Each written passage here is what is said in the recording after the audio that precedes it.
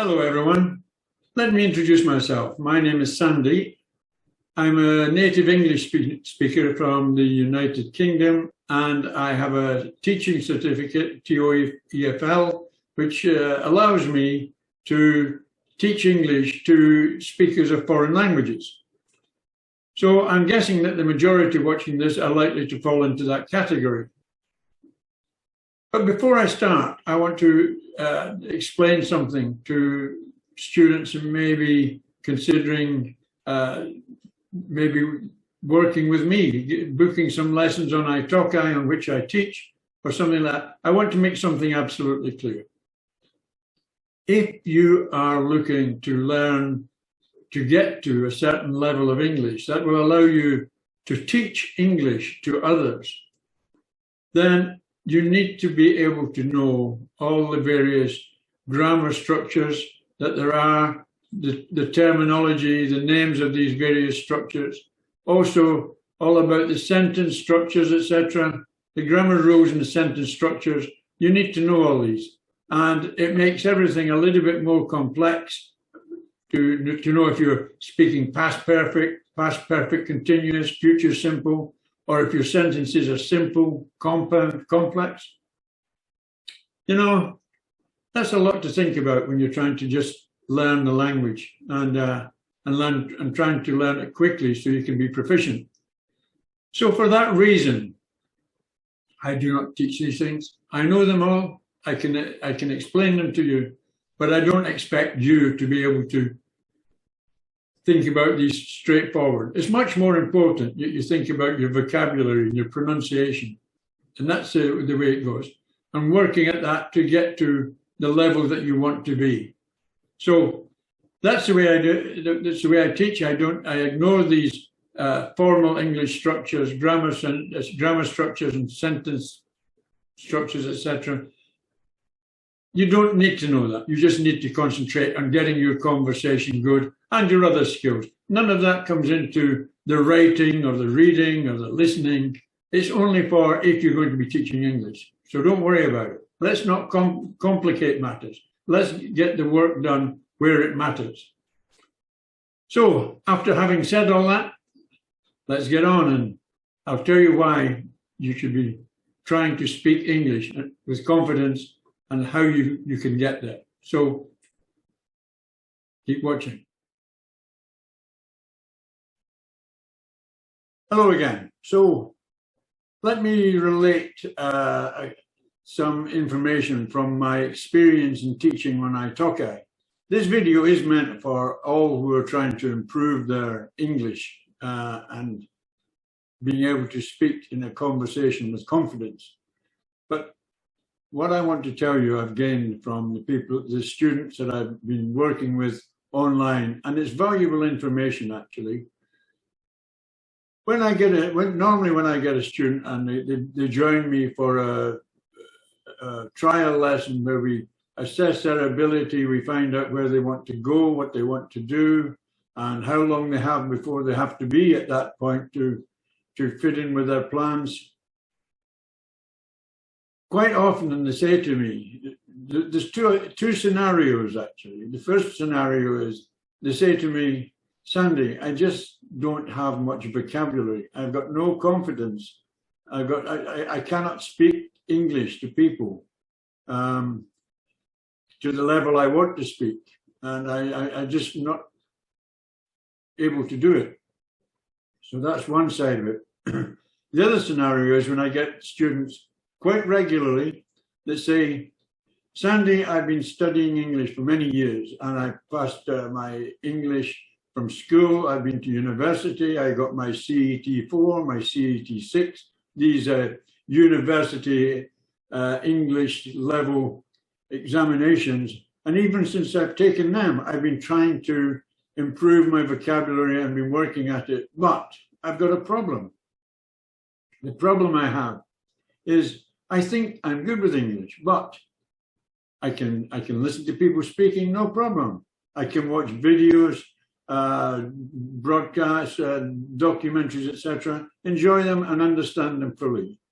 I can write okay. I can write my various essays, etc., and have no problem with that. Reading's no problem. The only problem I have is when it comes to speaking. Put me in a situation where I've got to start speaking English and my mind goes blank, totally blank. I seem to lose all my vocabulary. It disappears out of my head. And I'm not even confident to start speaking. Notice the word confident keeps coming into it. It's, that is the problem. In both scenarios, that's the problem. Because both people have got a foundation in English vocabulary and speaking English. And it's just the fact that they've never had to really use it in a conversational aspect, and it's been a purely educational thing. But when they've progressed, all of a sudden they see the importance of trying to get it back into operation and improving it so they can actually start talking and listening in English. So there's the problem. They haven't had the experience of progressing the English, and that's where we have to help them, and that's where I come into it. You know, when I get a student and I fully assess them, how long it's going to take, etc., and where they are now and where they've got to get to, and we start working on it. And how do we work on it, would you ask? Well, there's two ways we work on it. When they're working online with me, we're speaking English all the time together, from basic English, various subjects, various aspects. I try to tailor it to the points, to the areas of interest for them if they're going to be going into certain professions, accountancy, engineering, computer technologies, etc. Fortunately, from my engineering background, that helps me a lot to understand and push them in that direction. And that is the way we go. We're talking online, and that's very good. But when we're not online, then I get them to work with a lot of listening exercises. Now, these are the most important. This is the most important thing about this video today, and I want you to listen to this carefully. Because the best way to progress your English at a good pace is to get a hold of, to get yourself some audio listening exercises with transcripts. So you can listen to short bursts of audio and listen to what's being said, concentrating on the vocabulary and the grammar and the pronunciation. And also at the same time, you can be reading it from the sheet. So you're hearing how it should be said, you're hearing them saying it, and you can read what is being said. So you've got all that ammunition now.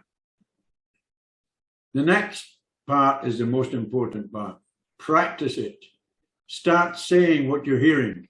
Practice what they are saying, and record yourself. Record yourself when you think you're getting close to being the same as them, speaking the same way as them. Record yourself. Does that sound the way they're saying these phrases, words, etc.?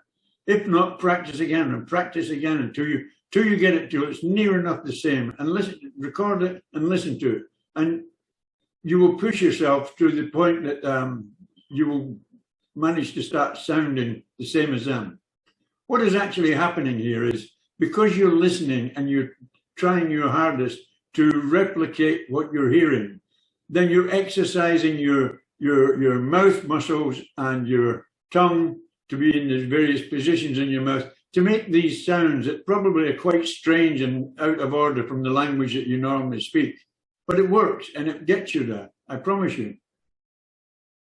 Combining these factors with the online learning, where we're actually talking together and I'm pushing you and listening to you and commenting on your aspect, and you're doing all that homework and learning the vocabulary lessons that I send you vocabulary to learn, I send you these listening exercises, etc., with the transcripts, all working together brings it along pretty quickly, actually, if you're dedicated and you immerse yourself, totally immerse yourself in learning English. And that means every day having to practice, even if it's only 10 minutes or 15 minutes a day, you have to make it you have to dedicate yourself to doing this and making sure you do it.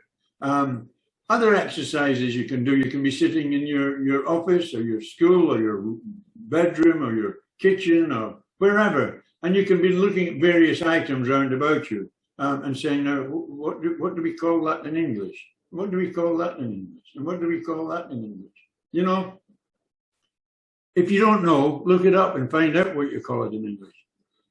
I was most surprised, you know, and I shouldn't have been surprised, but I was most surprised because I had, for some of the basic students I brought up some animal PDFs, very basic domestic animals and farmyard animals, etc., and birds. And I asked my students to name them, and we learned the English names. I was surprised about the amount of interest that in learning these. And of course, it's something that I thought was very basic, but it's basic to me, yes, but it wasn't basic to the students that were learning these names of these animals or birds. So just when you look at a dog on the street, that's a dog or a cat or a bird or a cow in the field or a pig, all common animals that we should know the names of, and you'll need to know the names of when you are speaking English. So all these various little items, it helps you improve your English. So that's enough of that just now, because that's the way we progress. Now then, don't forget that I'm going to go back to talking about the person that's teaching themselves again. It's immensely more difficult for the people that are teaching themselves because they have to set their own goals. They know how long they've got to get there, and they've got to judge how fast they're going to learn and set their progress goals on the way so that they do end up in time to do whatever they're going to do in the future. When students are learning with me as their teacher, then that's my responsibility. I've got to agree with them and make their goals for them and monitor their progress and up and down the progress as required to make sure that they are fully ready for when we get to the end of the road. Now then, either scenario, but there's a problem. Because like anything, you know, how many people have thought, right, I'm going to do this, I'm going to learn this, or I'm going to do that. I've done it. Let me give you an instance. I remember many years ago, I decided I wanted to play the guitar. It was always an ambition of mine to be a good guitar player. So actually, I bought a very, at that time, what I considered expensive guitar. And I taught myself to read sheet music. And then I started learning how to do the various chords on the guitar and my finger work over the frets of the guitar, etc. And it was going okay for a couple of weeks. And I realized it was considerably harder than I thought it was going to be. And to get that muscular power in your fingers to go over the frets and get the various chords on the guitar, because my hands weren't used to it, that was particularly difficult, and I couldn't get it up to the speed that I wanted to do. So what happened then? The inevitable. I started to lose the motivation to continue. Do I really need to learn this? Not really. What exactly am I doing it for? Is it going to be any benefit to me? Not really. So 3 to 4 weeks into, after spending all this money and wasting 3 or 4 weeks, what did I do? I gave up. I sold the guitar and forgot about it. That happens in learning as well. That happens in learning English. And it's getting the motivation to start, which most people have no problem doing. They want to get there. They've got reasons to get there. But as they start progressing and they start to realize that there's quite a task in front of them to achieve what they're wanting to achieve,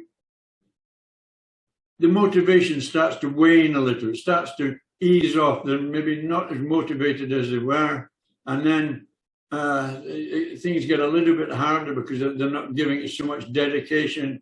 And eventually the same happens. They start going away. And then we get things like, oh, I'm going to have a break for a few weeks because it's just too much for me at this moment in time. I've got other things I want to do, and I'm going to give the learning English a rest.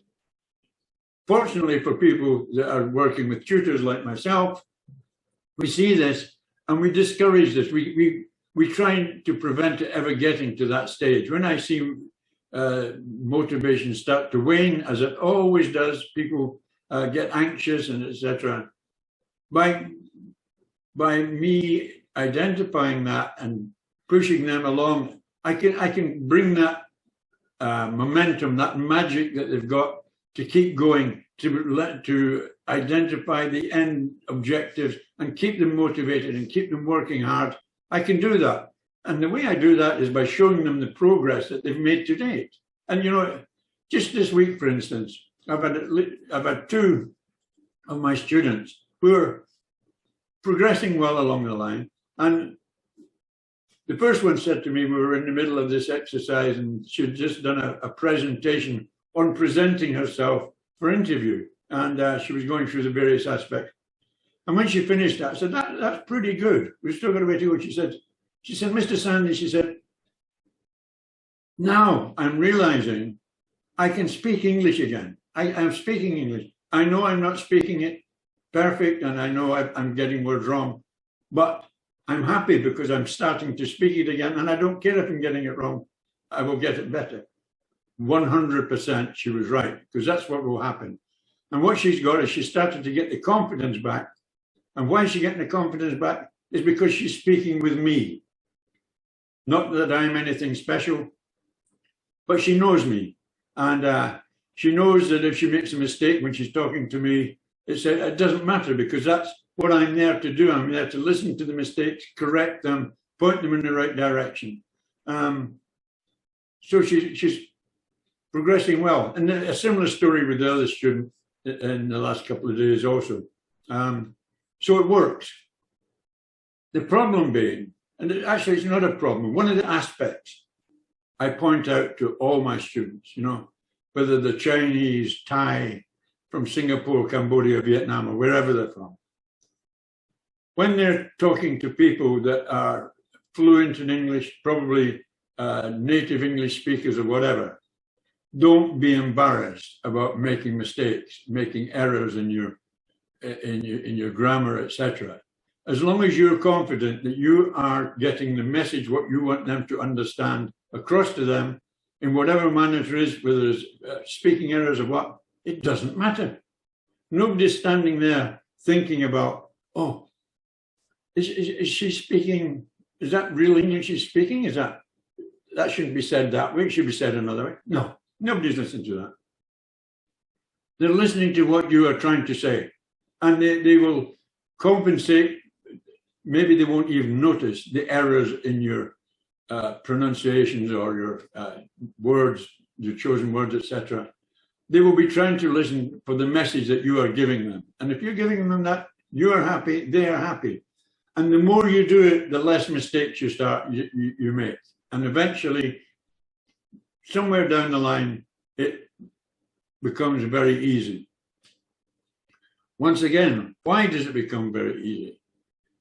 Let me tell you something. You know, when you start and you're at a low level of English speaking, your mind isn't confident about what it wants to do. Ideally, when you're speaking English, you should be thinking English. When you're speaking Chinese or speaking Thai, you should be thinking the language that you're talking. Now then, when I say that to a student, you need to be starting to think in English. They say, impossible, I will never be able to think in English. I always think in Chinese. I always think in Thai. Wrong. They're wrong. And I prove them wrong every time. How do I prove them wrong? Well, very simply, when they're talking basic English and I say to them, okay, did you do anything at the weekend? No, I didn't. I stayed at home. I was studying. What did you eat yesterday? Oh, I ate rice and chicken or whatever. When we're speaking basic English that they understand and they have no problem relating to or answering to, they're thinking in English. They don't have to try and transpose things from English to whatever language, think about what they're going to answer, and then think about how do I put that back again.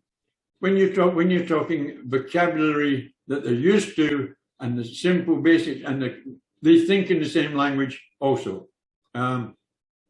It's only when you get a little bit more complex and you're moving away from their safety zone and bringing in more complex vocabulary or other aspect, then they start to, okay, and it becomes a little bit of a problem.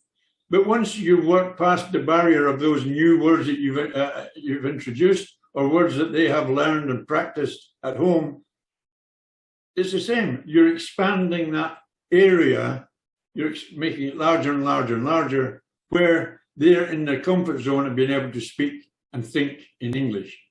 That is a secret. So that is where you've got to get to. It's not, you don't have to get to absolute fluency in English.